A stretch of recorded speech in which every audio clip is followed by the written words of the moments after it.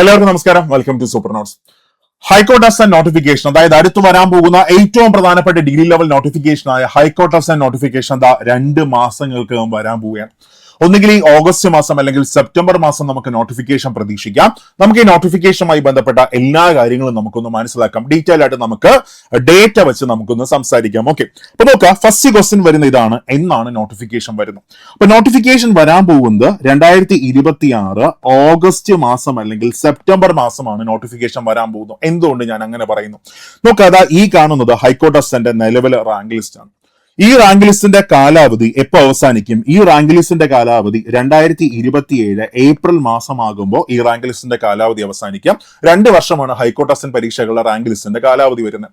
അപ്പൊ പുതിയ rank list 2027 ഒരു മെയ് മാസം അല്ലെങ്കിൽ ജൂൺ മാസമൊക്കെ ആകുമ്പോൾ പുതിയ റാങ്ക് ലിസ്റ്റ് വരണം. അപ്പൊ ജൂൺ മാസമൊക്കെ ആകുമ്പോൾ പുതിയ റാങ്ക് ലിസ്റ്റ് വരണമെങ്കിൽ ഹൈക്കോർട്ട് അസിസ്റ്റന്റ് പരീക്ഷകളുടെ ഒരു പാറ്റേൺ എടുത്ത് നോക്കിയാൽ നോട്ടിഫിക്കേഷൻ വന്നു കഴിഞ്ഞാൽ ഒരു 5 മാസം 6 മാസമൊക്കെയാണ് നമുക്ക് പ്രിപ്പയർ ചെയ്യാൻ കിട്ടുന്നത്. അതായത് ഇപ്പോ ഓഗസ്റ്റിലോ സെപ്റ്റംബറിലോ നോട്ടിഫിക്കേഷൻ വന്നാൽ എക്സാം നടക്കാൻ പോകുന്നത് 2027 ഒരു ഫെബ്രുവരി മാസമൊക്കെ ആയിരിക്കും എക്സാം നടക്കാൻ പോകുന്നത്. അതിനുശേഷം 2027 ഒരു ഏപ്രിൽ മാസമൊക്കെ ആകുമ്പോൾ ഇതിന്റെ ഇന്റർവ്യൂ നടക്കും. എന്നിട്ട് റാങ്ക് ലിസ്റ്റ് എപ്പോൾ വരും? 2027 മെയ് ജൂൺ മാസങ്ങളിൽ ഇതിന്റെ റാങ്ക് ലിസ്റ്റ് വരും. ഓക്കെ, മാത്രമല്ല കഴിഞ്ഞ നോട്ടിഫിക്കേഷൻ നോക്കുകയാണെങ്കിൽ കഴിഞ്ഞ നോട്ടിഫിക്കേഷൻ വന്നേക്കുന്നത് 27/3/2024 കഴിഞ്ഞ നോട്ടിഫിക്കേഷൻ വന്നേക്കുന്നത്. അതായത് ഇവിടെ ഹൈക്കോർട്ട് അസിസ്റ്റന്റ് പരീക്ഷകളുടെ റാങ്ക് ലിസ്റ്റിന്റെ കാലാവധി 3 വർഷമല്ല 2 വർഷമാണ് റാങ്ക് ലിസ്റ്റിന്റെ കാലാവധി. അപ്പൊ സത്യത്തില് കുറച്ചും കൂടെ നേരത്തെ വരേണ്ട ഒരു നോട്ടിഫിക്കേഷൻ ആയിരുന്നു. ഇപ്പൊ ഡിലേ ആയി പോവുകയാണ്. ഓഗസ്റ്റ് മാസം അല്ലെങ്കിൽ സെപ്റ്റംബർ മാസം നമുക്ക് നോട്ടിഫിക്കേഷൻ നമുക്ക് പ്രതീക്ഷിക്കാം. ക്ലിയർ അല്ലേ? ഇനി അത് കഴിഞ്ഞ രണ്ടാമതൊരു ക്വസ്റ്റ്യൻ വരും. ആ ക്വസ്റ്റ്യൻ എന്താണ്? രണ്ടാമത്തെ ക്വസ്റ്റ്യൻ, നിലവിലെ റാങ്ക് ലിസ്റ്റിന്റെ അപ്ഡേറ്റ് എന്താണ്? അതായത് എത്രത്തോളം വേക്കൻസി നമുക്ക് പ്രതീക്ഷിക്കാം? നിലവിലെ റാങ്ക് ലിസ്റ്റിന്റെ അപ്ഡേറ്റ് എന്താണ്? ഓക്കെ, അപ്പൊ കഴിഞ്ഞ നോട്ടിഫിക്കേഷൻ വന്നത് 41 വേക്കൻസിയിലാണ്. കണ്ടായിരുന്നു, 41 വേക്കൻസിയിലാണ് കഴിഞ്ഞ നോട്ടിഫിക്കേഷൻ വന്നത്. അപ്പൊ നിലവിൽ 41 വേക്കൻസി ഉണ്ടായിരുന്നു. അപ്പൊ മാത്രമല്ല, ഇപ്പൊ നിലവിലെ റാങ്ക് ലിസ്റ്റ് നോക്കുകയാണെങ്കിൽ നിലവിലെ റാങ്ക് ലിസ്റ്റ് വന്നിട്ട് ഒരു വർഷവും ഏതാണ്ട് 4 മാസമാണ് അയക്കുന്നത്. ഏതാണ്ട് 60ഓളം നിയമനങ്ങളാണ് ടോട്ടൽ ഇതുവരെ നടന്നത്.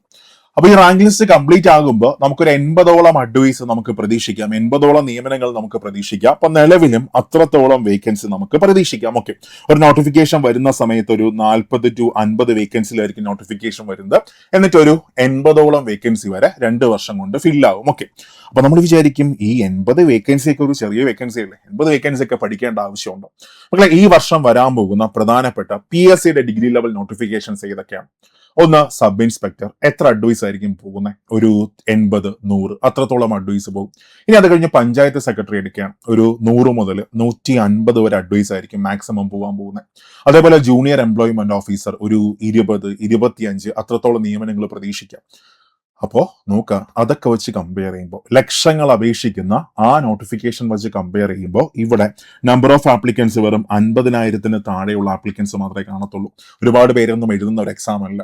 അവിടെ ഈ 80ഓളം നിയമനങ്ങൾ നടക്കുമെന്നുള്ളത് വലിയൊരു വേക്കൻസി തന്നെയാണ്, വലിയൊരു അവസരം തന്നെയാണ്. അതൊരിക്കലും നിങ്ങൾ മിസ്സാക്കരുത്. ഓക്കെ, ഇനി അത് കഴിഞ്ഞ പരീക്ഷയുടെ കട്ട് ഓഫ് നോക്കുകയാണെങ്കിൽ കഴിഞ്ഞ പരീക്ഷയുടെ കട്ട് ഓഫ് ഒബ്ജക്റ്റീവിന്റെ കട്ട് ഓഫ് വന്നത് 48.5 48.5. സോ ആ റാങ്ക് ലിസ്റ്റ് നോക്കുക. ആ റാങ്ക് ലിസ്റ്റിനകത്ത് 19ാമത്തെ റാങ്ക് നിധി. ആ കുട്ടിക്ക് കിട്ടിയ മാർക്ക് നോക്കി 49.25 ആണ്. ഒബ്ജക്റ്റീവിന് 49.25, അതായത് കട്ട് ഓഫിനെക്കാളും 0.75 മാർക്ക് കൂടുതൽ മേടിച്ചു. എത്രാമത്തെ റാങ്ക് സ്കോർ ചെയ്തു? 19ാമത്തെ റാങ്ക് സ്കോർ ചെയ്തു. അപ്പൊ അവിടെ ഒരിക്കലും വിചാരിക്കരുത് 0.75 മാർക്ക് കൂടുതൽ മേടിച്ചാൽ നമുക്ക് 19ാമത്തെ റാങ്ക് കിട്ടും. അങ്ങനെയല്ല.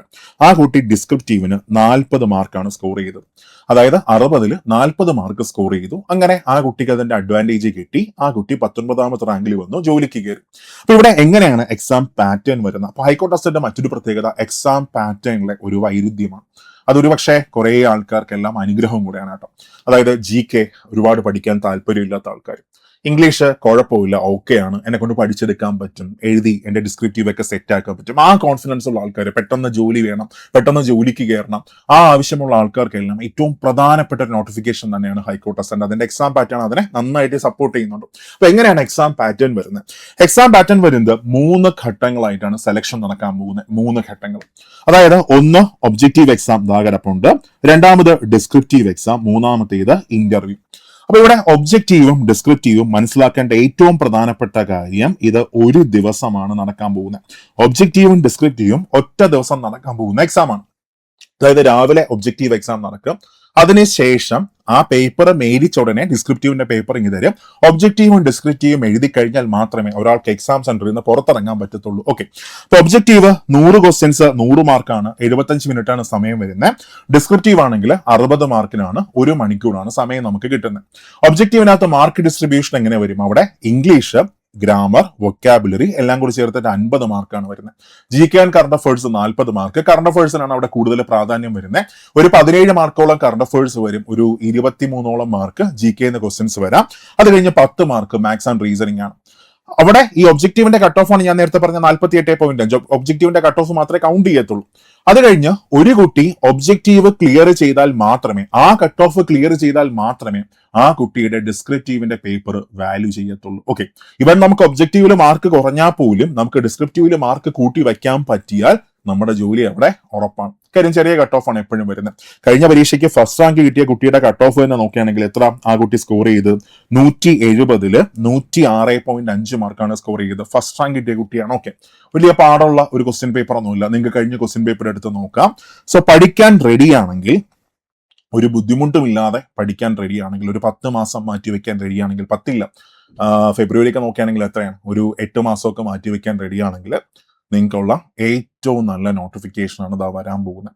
വളരെ പെട്ടെന്ന് നിയമനം നടക്കും, ഒരുപാട് കാലം ഒന്നും കാത്തിരിക്കേണ്ട. സാധാരണ ഒരു PSC എക്സാം ഒക്കെ ആണെങ്കിൽ ഞാനിപ്പോൾ വരാൻ പോകുന്ന പഞ്ചായത്ത് സെക്രട്ടറി എടുക്കാം, ഏറ്റവും നല്ലൊരു നോട്ടിഫിക്കേഷൻ ആണ്, വളരെ പവർഫുൾ ആയൊരു നോട്ടിഫിക്കേഷൻ.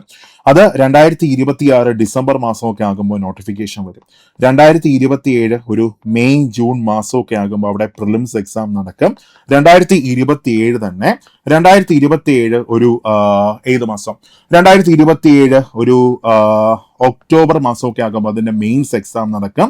അതിനുശേഷം ഇന്റർവ്യൂ നടക്കാൻ പോകുന്നത് 2028 ജനുവരി മാസമൊക്കെ ആകുമ്പോൾ ഇന്റർവ്യൂ നടക്കും. എന്നിട്ട് റാങ്ക് ലിസ്റ്റ് വരാൻ പോകുന്ന 2028 ഒരു പകുതിയൊക്കെ ആകുമ്പോൾ റാങ്ക് ലിസ്റ്റ് വരും. ആ റാങ്ക് ലിസ്റ്റിന് 2031 വരെ കാലാവധിയുണ്ട്. വളരെ നീളമുള്ള ഒരു പ്രോസസ്സാണ്, വളരെ ദൈർഘ്യമേറിയ ഒരു പ്രോസസ്സാണ് ഒരു PSC എക്സാം എന്ന് പറയുന്നത്. പക്ഷേ ഹൈക്കോർട്ട് അങ്ങനെയല്ല, വളരെ പെട്ടെന്ന് നമുക്ക് സർവീസിലേക്ക് കയറാനായിട്ട് പറ്റും. ഓക്കെ, ഇനി നിങ്ങൾക്ക് ഏറ്റവും നല്ലൊരു പ്രിപ്പറേഷൻ ആവശ്യമുണ്ടെങ്കിൽ നമ്മുടെ പുതിയ ബാച്ചിൽ നിങ്ങൾക്ക് ജോയിൻ ചെയ്യാം. വജ്ര എന്നാണ് ബാച്ചിന്റെ പേര് വരുന്നത്. നമ്മൾ ഇതിനകത്ത് കവർ ചെയ്യുന്നത് ഒബ്ജക്റ്റീവ്, ഡിസ്ക്രിപ്റ്റീവ്, ഇന്റർവ്യൂ, ഇത് 3ഉം കവർ ചെയ്യുന്നുണ്ട് വിത്ത് എ പ്രോപ്പർ മെന്റർഷിപ്പ്. അത് ഇംഗ്ലീഷ് ക്ലാസ്സസ് എടുക്കുന്നത് പ്രജീഷ് സാറും റീമ മിസ്സും കൂടെ ചേർന്നിട്ടാണ് ഇംഗ്ലീഷ് ക്ലാസ്സസ് എടുക്കുന്നത്. നിങ്ങൾക്ക് ഇവരുടെ ക്ലാസ്സസ് യൂട്യൂബിലൊന്ന് കണ്ടു നോക്കാം. ഏറ്റവും പെർഫെക്റ്റ് ആയ ഒരു ടീം. ഓക്കെ, മാത്രമല്ല കൃത്യമായിട്ടുള്ള മെന്റർഷിപ്പ്, കൃത്യമായിട്ടുള്ള ഗൈഡൻസ് എല്ലാം നമ്മൾ നമ്മുടെ ബാച്ചിനകത്ത് പ്രൊവൈഡ് ചെയ്യുന്നുണ്ട്.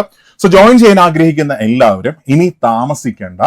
കാര്യം ബാച്ച് ക്ലോസ് ചെയ്യാൻ പോവുകയാണ്. ഓക്കെ, ഇപ്പൊ നമ്മൾ ക്ലാസ് സ്റ്റാർട്ട് ചെയ്തിട്ടേ ഉള്ളൂ. എനിക്കൊന്ന് പ്രോപ്പറായിട്ട് ക്ലാസ് സ്റ്റാർട്ട് ചെയ്ത് ഈ കഴിഞ്ഞ ഒരു 28 ആ ദിവസമാണ് സ്റ്റാർട്ട് ചെയ്തിരിക്കുന്നത്. ഒരു 4 ദിവസം 5 ദിവസം മാത്രമേ ആയിട്ടുള്ളൂ. അപ്പൊ ഇപ്പോഴേ നിങ്ങൾ ജോയിൻ ചെയ്യുകയാണെങ്കിൽ നിങ്ങൾക്ക്, നമ്മൾ വളരെ സാവധാനത്തിലാണ് ആ ബാച്ച് പോകുന്നത്.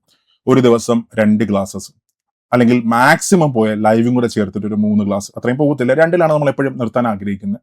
അപ്പൊ അതൊക്കെ നമുക്ക് പഠിച്ചു പോകാൻ പറ്റും. പക്ഷേ വരാൻ പോകുന്ന ബാച്ചുകളിൽ ക്ലാസിന്റെ നമ്പർ കൂടുതലായിരിക്കും, ആ സ്പീഡിൽ ചിലപ്പോൾ ഫോളോ ചെയ്യാൻ പറ്റിയില്ല എന്ന് വരും. സോ ഒരു സമാധാനത്തോടുള്ള ഒരു പ്രിപ്പറേഷൻ ആഗ്രഹിക്കുന്ന ആൾക്കാരൊക്കെ പെട്ടെന്ന് തന്നെ ജോയിൻ ചെയ്തോ. അപ്പൊ അതിനായിട്ട് താഴെ ഒരു ഗൂഗിൾ ഫോം ഉണ്ട്, അതൊന്ന് ഫില്ല് ചെയ്തേക്കാം. അല്ലെങ്കിൽ 8281223366 ആ നമ്പറിൽ കോൺടാക്ട് ചെയ്യുക.